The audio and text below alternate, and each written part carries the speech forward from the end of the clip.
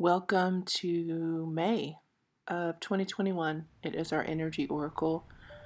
And actually, it's one of the last ones. I'll probably do one for June as well. But after June, this program is shifting. I've been sharing the energy oracles just with my community here on YouTube. So I'll be continuing to do some form of oracle work, just not sure what just yet. So for those of you who are in Society of Wild Hearts, thank you for being here. So for May, the feeling is one of freedom, inspiration, connection. The oracle card that we got from Danielle Laporte was "You Know the Answer," and I pulled 4 tarot cards for our community, or for those who will come into contact with this video. In one sense, yes, it's for May of 2021, but whenever you find it, there's going to be timeless elements that you can take away with you as medicine. And so the energy of May, we've got a couple major arcana.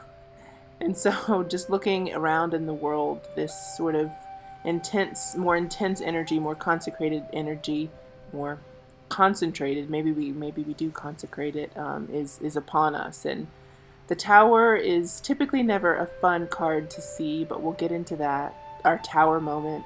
We've got Temperance, we've got the Ten of Pentacles, and we end with the Ace of Cups, which is just a really beautiful way to wrap up what might be a very challenging and or awakening month for many of us. So hang out for just a second and I'll tell you more about each of these cards.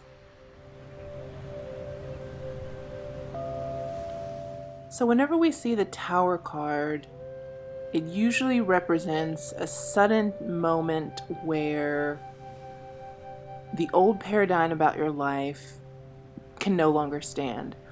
And often these moments that strip us bare are, on one level, deeply uncomfortable for, your personality, the various aspects of ourselves that are more transitory. But on a soul level, when we see the Tower card, we know that something needs to be shaken up, that movement is trying to come into our lives, and it can represent the falling away of old ideas, and it's usually something sudden. And I'll tell you that I've already had my Tower moment, and so whether you have or you haven't, or it's more of a subtle thing, and the ground may feel like it's shifting beneath you, the Tower is really here to shake up the old and help us get rid of some of our outdated beliefs that need to be uprooted. And so it can, look at the card. There's lightning striking, things are falling. One of these little dudes has his hands in the air. There's a lot of things going on. And so I love it that the next card is Temperance, because when something's going on, like a Tower moment, the thing we most need to remember is gentleness with ourselves. When I see the Temperance card, I think of the Temperance card. I think of a balanced energy, someone that can hold balance and harmony despite, or maybe even not despite, but because of a moment like the Tower moment, we can move into Temperance. And especially if we're willing to, if we're not grasping and we're not gripping and we're not in resistance of what's being taken from us, so something new, so something better can come. And these states of mind can be brought to us through meditation, through plant medicine, through breath work, whatever you do where time sort of takes on a different quality and you're not ruminating in your mind about how to fix this or how to whatever. You're in the brilliance and perfection of your body as it stands. What else? We talked about harmony. The card by this specific artist comes with these affirmations, and this one is "I move in perfect harmony." The Temperance card is asking us to move out of judgment, victimhood, all of the things that can easily accompany a Tower moment. Like, oh, why is this happening? This is wrong. I can't believe it. And there are things in life that are out of our control, and we have to be willing to get into this Temperance mode.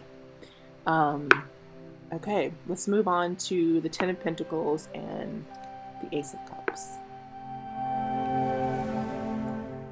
So the Ten of Pentacles in this deck is depicted with 10 different women sort of in community, and the broader themes are ones of legacy, our roots, our family, our ancestry. It can be about inheritance, windfalls, foundations, affluence, stability. Anytime you see a 10, you're at the end of a cycle. It represents coming to completion, and that's often a really good feeling. And actually, in Society of Wild Hearts, we are talking about the completion of this experience and this experiment together, but also the ritual is about beginnings and endings, so it might be fitting. When the Ten of Pentacles is in a reading, to me it always represents something that you've wanted to come to fruition that's here. There's a sense of satisfaction. Can often be about the efforts that we put into something paying off, or that something will just work out sort of long term. It'll work out well, especially if it has, if it connects to anything that we talked about before with legacy and family, inheritance, money. It's saying that you can put some of the setbacks of earlier in the month or earlier in the season behind us, and that we really can usher in this sort of Ace of Cups feeling, which this card has been popping out so much from this deck, and I love it. I love the depiction of the woman in the cup and the flowers and her wings. This is all about promise, new beginnings, abundance, loving relationships. The Ace of Cups can also point to times in our life where we want to open our heart and really experience the flow of emotions that are available to us. The Cup Suite is all about our emotional IQ, if you will. The Ace of Cups can often represent a new relationship.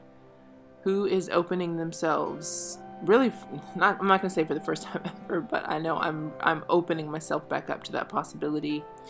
And so the Ace of Cups is a good omen. It can be a friendship, it can be a family connection, but it talks about how things are going to blossom and bloom. It's an extremely positive card. So to have those in addition to, a challenging card like the Ace of Cups, or, even Temperance can be balance and harmony, is sustaining that is no joke. And then we've got the Ten of Pentacles, about our ancestry, about the fact that we have support to help us move through times like this. And then just coming up with the Ace of Cups at the end is beautiful.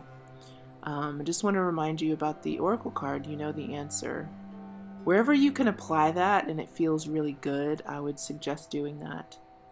I wanted to keep it short and sweet, moving through my own sort of challenges as we speak, but it's been nice to carve out the time to really speak to the group energy that we're all cultivating. So I'll see you lovelies next month.